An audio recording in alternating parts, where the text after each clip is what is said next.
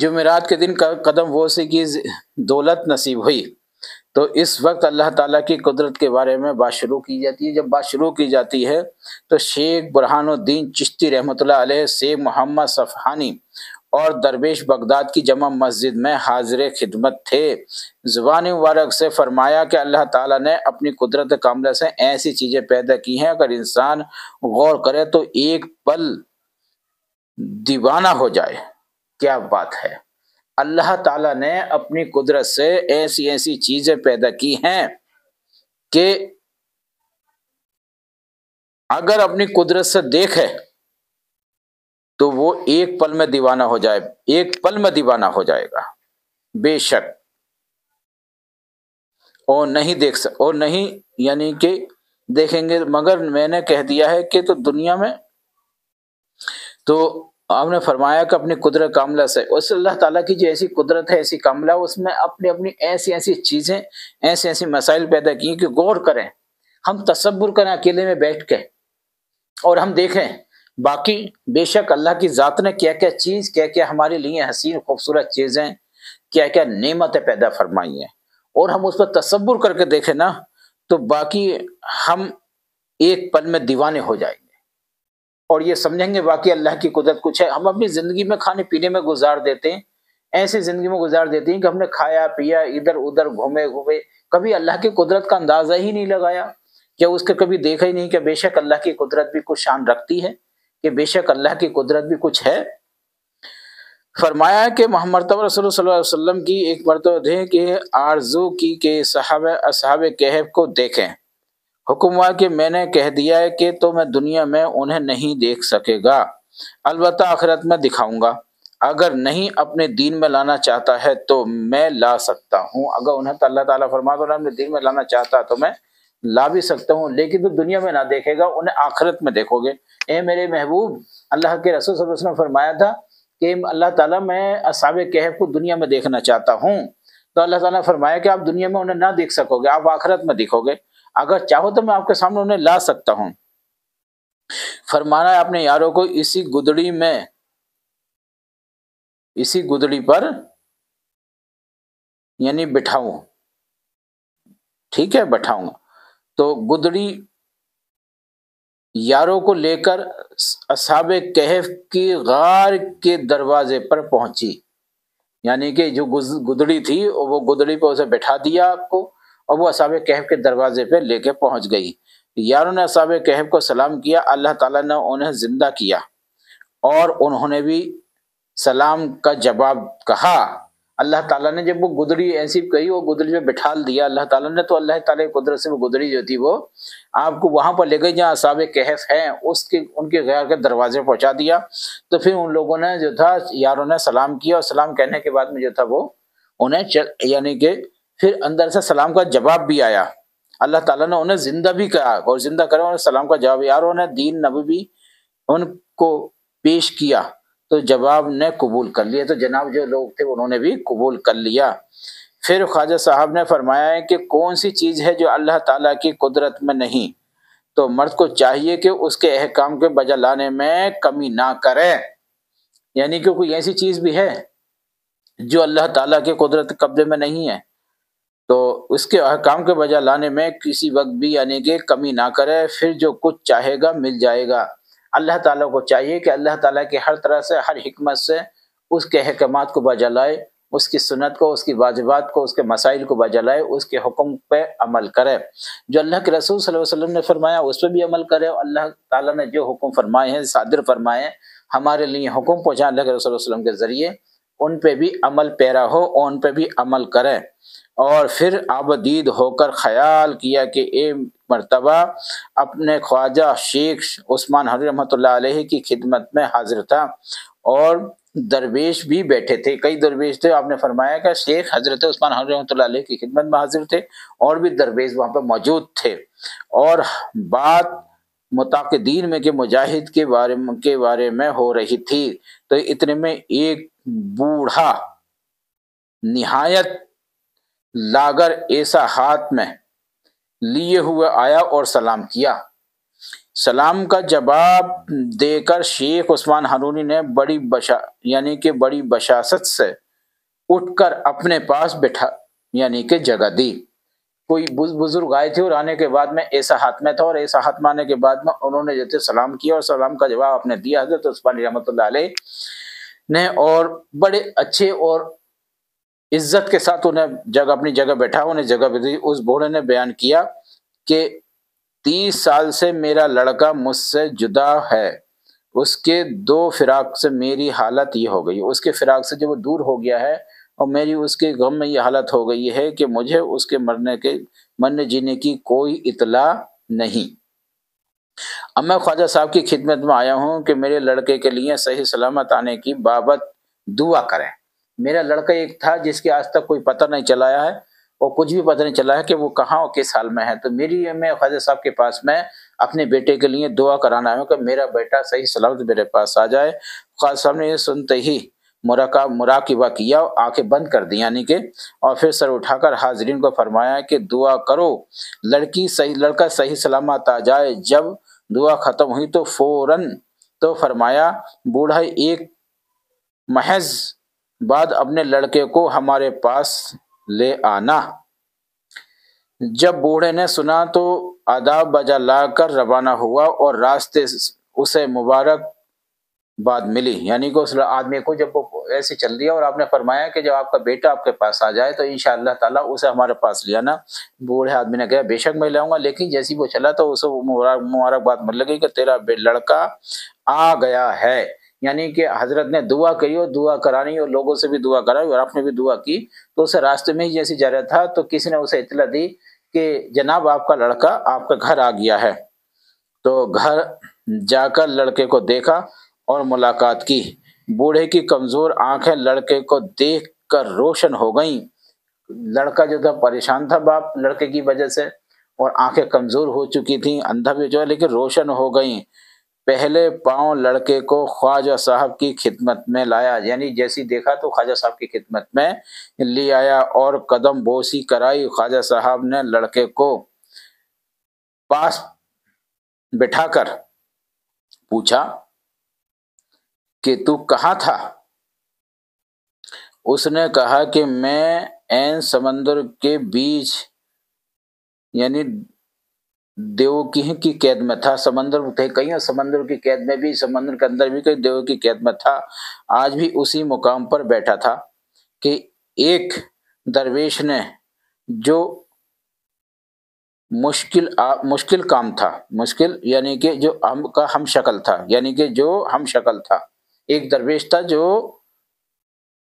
ہم شکل تھا، آپ کا ہم شکل تھا، ایک درویش ایسا آیا جو آپ کا ہم شکل تھا، اگر زنجیر توڑ ڈالی، اور ان کی وہ زنجیریں تھی توڑ ڈالی، اور میری گردن مضبوط پکڑ کر فرمایا کہ میرے پاؤں پر پاؤں رکھ اور آنکھیں بند کر۔ مجھ سے فرمایا کہ پاؤں رکھ اور آنکھیں بند کر۔ وہ زنجیریں مجھے باندھ رکھا تھا، وہ زنجیریں بھی توڑ دیں۔ پھر فرمایا کہ آنکھیں کھول۔ جب میں نے آنکھیں کھولیں تو اپنے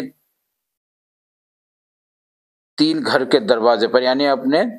3 گھر کے دروازے پر پایا، کہ میں اپنے گھر دروازے پر پایا۔ جب آنکھیں کھولی تو مجھ سے آنکھیں بند کرا لی۔ یہ بات کہہ کر اور کچھ عرض کرنا چاہا، لیکن خواجہ صاحب نے روک دیا۔ اس بوڑھے نے خواجہ صاحب کے قدموں پر سر رکھ دیا، اور دیکھو کہ مردان خدا باوجود اس قدر قدرت کے کہ اپنے تین پوشیدہ رکھتے ہیں، کہ یہ آپ کی دعاؤں کا اثر تھا، اور آپ جو تھے روحانی طاقت سے آپ وہاں پہنچے، اور وہاں پہنچنے کے بعد میں اس دیو سے ہٹانے کے بعد میں اس کی زنجیر توڑی، اور زنجیر توڑنے کے بعد میں انشاءاللہ تعالی آپ نے اسے آنکھیں بند کروا کر اپنے پاؤں پہ بٹھالنے کے بعد میں اسے گھر تک لے آئے۔ تو وہ لڑکا کچھ اور بھی کہنا چاہتا تھا، کوئی راز کی بات اور تھی جو کہنا چاہتا تھا، اور بولا سرکار وہ آپ ہی نظر آ رہے ہیں مجھے، جو میں نے وہاں جو بزرگ آئے تھے جو بوڑھے شخص تھے وہ آپ ہی جیسے نظر تھے، اور شاید وہ آج ہیں۔ تو وہ کچھ اور بھی کہنا چاہتا تھا لڑکا، لیکن آپ نے اسے روک دیا۔ یہ اللہ کے ولیوں کی کراماتیں ہیں، اور انہیں معلوم تھا کہ میں اس کے بچے کو لے کے آیا ہوں، کیسے لے کے آیا ہوں، کہاں سے لے کے آیا ہوں، لیکن اس لڑکے سے اس لیے پوچھا کہ لوگوں کو اس بات کا علم ہو جائے کہ بے شک بزرگان کی دین کی دعا میں کتنا اثر ہے اور وہ کیا کر سکتے ہیں۔ تو یہ فرمایا کہ آپ دیکھیے کہ بزرگان دین کی دعائیں جو ہیں وہ کہتے ہیں کہ دعا تقدیر بدل دیتی ہے۔ آپ کا سچ میں یقین بھی ہونا چاہیے کامل، اور بزرگان دین بھی کامل ہونے چاہیے جن کی دعاؤں سے تقدیر بدل جاتی ہے۔ اور بے شک کسی نے حضرت علی رضی اللہ تعالیٰ عنہ سے فرمایا تھا کہ حضرت علی یہ تو بتائیں آپ کہ جو ہماری تقدیر میں ہی لکھا ہے تو ہم دعا کیوں کریں؟ تو حضرت علی رضی اللہ تعالیٰ نے فرمایا تھا اگر ہماری تقدیر میں دعا کرنے سے ہی ملے گا تب ہم دعا کیوں نہ کریں، یعنی کہ ہماری قسمت میں لکھا ہوگا دعا نہ کریں گے تو ہماری قسمت میں نہیں ملے گا، تو ہم نے فرمایا دعا کرنے سے ہی لکھا ہوگا تو انشاءاللہ تعالیٰ ہمیں دعا کرنا چاہیے۔ اور اللہ تعالیٰ نے قرآن شریف میں اور بھی فرمایا کہ وَأُدْعُونِي يَسْتَجِبْ لَكُمْ وَأُدْعُونِي يَسْتَجِبْ لَكُمْ، یعنی کہ اللہ تعالیٰ فرماتا ہے تم مجھ سے دعا کرو میں تمہاری دعا کو قبول فرماؤں گا، یعنی کہ اللہ تعالیٰ فرماتا ہے تم مجھ سے دعا مانگو، اگر تم مجھ سے دعا نہ مانگو گے تو میں تمہاری دعا کو جو ہے وہ میں تم سے ناراض ہو جاؤں گا، یعنی مجھ سے تم دعا کرو۔ تو روایت ہے کہ اللہ تعالیٰ نے ایک ایسا فرشتہ پیدا کیا ہے کہ اس کی بزرگی اور ہیبت کو خدا ہی جانتا ہے۔ اللہ تعالیٰ نے ایک ایسا پھر فرمایا کہ ایک الاخبار سے روایت کیا ہے کہ ایسا فرشتہ پیدا کیا ہے جس کی ایسی، یعنی کہ اللہ تعالیٰ نے فرشتہ پیدا کیا کہ اس کی ہیبت کو ہی خدا ہی جانتا ہے، اس کا نام حابیل ہے، اور اس فرشتے نے دونوں ہاتھ پھیلائے رکھے ہیں، ایک مشرق میں اور دوسرا مغرب میں، لا الہ الا اللہ محمد رسول اللہ کی تسبیح پڑھتا ہے اور روشنی کا موکل ہے۔ وہ فرشتہ ایسا ہے جو روشنی کا موکل ہے، ایک مشرق میں اس کا ہاتھ ہے اور ایک مغرب میں ہاتھ ہے، اور وہ کلمہ طیبہ پڑھتا ہے، لا الہ الا اللہ محمد رسول اللہ پڑھتا ہے اور روشنی کا موکل ہے، اور مشرق والے ہاتھ سے روشنی دیتا ہے اور مغرب والے ہاتھ سے تاریکی۔ اگر روشنی کو ہاتھ سے چھوڑ دے تو سارا جہان تاریک ہو جائے، یعنی کہ روشنی والے ہاتھ سے روشن دیکھ کرتا ہے، اور اگر وہ روشنی کرنا چھوڑ دے، روشنی دینا چھوڑ دے تو ساری دنیا اندھیرے میں ہو جائے گی، یعنی تاریک میں ہو جائے گی، یعنی کہ اندھیرے میں، اور کبھی دن نہ آئے۔ دن جو ہوتا وہ اپنے دائیں ہاتھ سے وہ روشنی دیتا تب دن ہوتا۔ اور ایک تختی لٹکی ہوئی ہے جس پر سیاہ سفید لکیریں کھینچی ہوئی ہیں، اور وہ دیکھ کر کبھی زیادہ کرتا ہے اور کبھی جب زیادہ کرتا ہے تو روشنی ہو جاتی ہے اور جب کم کرتا ہے تو تاریکی چھا جاتی ہے، یعنی کہ اندھیرا ہو جاتا ہے۔ یہی وجہ ہے کہ کبھی دن بڑے ہو جاتے ہیں اور کبھی راتیں۔ خواجہ صاحب نے یہ نماز یعنی فوائد ختم کر چکے تو زار زار روئی کہ اللہ کی قدرت و کرشمہ دیکھیے، بے شک کیسی کیسی چیزیں، کیسی کیسی اس نے عنایت ہمارے لیے پیدا فرمائی ہیں، اور ہم اس کے لیے غور ہی نہیں کرتی کتنی دنوں رات کی حکمت ہے۔ اس نے رات میں اندھیری اور دن میں روشنی پیدا کی، کیسے کیسے پیدا کی دیکھیے، کہ فرشتوں کو پیدا کیا اور ایک ہاتھ مشرق میں اور ایک ہاتھ مغرب میں کیا۔ اور دعائے سکر میں فرمایا کہ اس راہ میں اللہ تعالیٰ کے ایسے مرد بھی ہیں جو معاملہ ہر جہان میں گزرتا ہے اور عجائبات قدرت سے تو وقوع میں آتا ہے، اور سب کے سب پیش نظر ہے، اور دیکھیے اسے دیکھتے ہیں بندگان خدا کہ وہ روز وہ معاملہ پیش کرتے ہیں۔ تو ایسے ایسے کرامات بزرگ ایسے ایسے مسائل پڑے ہیں کہ ان کو دیکھنے کے بعد میں، ان کے کرامات دیکھنے کے بعد میں، ان کے مسائل دیکھنے کے بعد میں لوگ حیرت اور انگیز ہو جاتے ہیں۔ اسی موقع پر فرمایا کہ اللہ تعالیٰ نے ایک اور فرشتہ قدرت ہیبت والا بنایا ہے کہ اس کا ایک ہاتھ آسمان میں ہے اور دوسرا ہاتھ زمین میں ہے۔ آپ نے فرمایا ایک ہاتھ آسمان میں اور دوسرا زمین میں۔ آسمان والے ہاتھ سے ہوا کو لنگاہ میں یعنی کہ نگاہ میں رکھتا ہے، اور زمین والے ہاتھ سے پانی کو۔ یہ اللہ کی قدرت دیکھی، ہوا والے ہاتھ کو جو کہ کیا ہے کہ لنگا میں رکھتا ہے، اور دوسرے زمین والے ہاتھ کو پانی کو ہاتھ سے چھوڑ دے تو سارا جہان غرق ہو جائے۔ تو اللہ تعالیٰ نے دیکھی اپنی قدرت کاملہ کیسے ہوئی ہے۔ اگر ہوا کو چھوڑ دے تو جہان تہ و بالا ہو جائے، یعنی کہ اللہ تعالیٰ فرماتا ہے کہ میں نے وہ بھی ایک ایسا فرشتہ پیدا کیا ہے جو ایک ہاتھ زمین پہ اور ایک ہاتھ آسمان پہ، وہ بھی بہت ہیبت والا ہے، لیکن زمین والا ہاتھ پانی پہ ہے اور وہ والا ہاتھ جو ہوا پہ ہے، تو جیسے کہیں ہوا کا حکم ملتا تو ہوا کی جاتی ہے، کہیں پانی کا معاملہ ہوتا تو اسے پانی دیا جاتا ہے۔ یہ اللہ نے اپنے قدرت قبضے میں یہ ساری چیزیں رکھی ہیں، اور یہ اس کی شان ہے، یہ اس کی شان ہے۔ اور یہ دیکھیے اس کی شان کتنی اعلیٰ اور کتنی قدرت والی ہے۔ اس نے ہر چیز اور ہر کام میں کوئی نہ کوئی حکمت بیان کی ہے، اور ہر حکمت میں اس کا کوئی انداز ہی نرالا ہے۔ اس کے انداز کو، اس کے معاملات کو، اس کے پیش نظر کو پہنچ ہی نہیں سکتا انشاءاللہ تعالی۔ یہ اس کی قدرت ہی ہے، اور اس قدرت سے ہم بالکل بھی نہیں جانتے، ہم اپنے اس کی قدرت کے بالکل بھی نہیں سمجھ پاتے۔ ہم اس کی قدرت کو غور کریں انشاءاللہ تعالی تو بہت اچھا ہوگا، اور اللہ کی قدرت کی نشانی بھی پہنچیں گی۔ ہمیں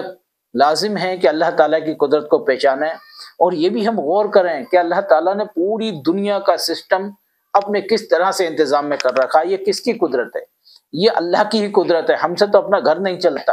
لیکن وہ پوری دنیا کو چلاتا ہے، اور اپنے باقاعدہ چلاتا ہے، اور اس طرح سے چلاتا ہے کہ آپ دیکھنے والے حیران۔ لیکن اس کی قدرت کو دیکھیں سمجھیں تب حیران، لیکن اس کی قدرت کو نہ دیکھیں گے نہ سمجھیں گے تو کوئی حیرانی ہی نہیں ہے، کوئی مسائل ہی نہیں ہے۔ انہیں تو صرف اپنی زندگی میں مستی، صبح آئی شام آئی، کھانا کھایا پانی پیا، مستی میں ہو گئے، اللہ کی عبادت سے دور، اللہ کی ریاضت سے دور ہے، اللہ کی قدرت سے دور ہے، اس کی رحمت سے دور ہیں۔ بس پیسہ مل گیا، پیسہ مل جائے چاہے کسی طرح کا مل جائے، تو یہ سارے معاملات جو ہیں یہ انسان اللہ تعالیٰ کی قدرت پہ دیکھتا ہی نہیں۔ ہمیں لازم ہے کہ اللہ کی قدرت پہ ہم تصور بھی کریں، اللہ کا شکر ادا بھی کریں، اس کا لاکھ لاکھ احسان عطا کریں، اور سجدے میں شکر ادا کریں۔ اللہ تعالیٰ سجدے کی دعا کو جلدی فرماتا ہے اور قبول فرماتا ہے۔ اللہ تعالیٰ کہتا ہے سجدے کی دعا میرے قریب ہوتی ہے، سجدے میں گر کے جب دعا مانگو گے سجدے میں جا کے تو میرے قریب ہوتی ہے، اور میں اس کے قریب ہوتا ہوں۔ جب بندہ سجدے میں ہوتا ہے تو میں اس کے بالکل قریب ہو جاتا ہوں۔ اس لیے آپ لوگوں سے گزارش ہے کہ انشاءاللہ تعالیٰ اللہ کو دعا کریں، اللہ سے اس کا شکر ادا کرے، اور سجدے میں گر کر اللہ کی بارگاہ میں دعا کرے انشاءاللہ تعالیٰ۔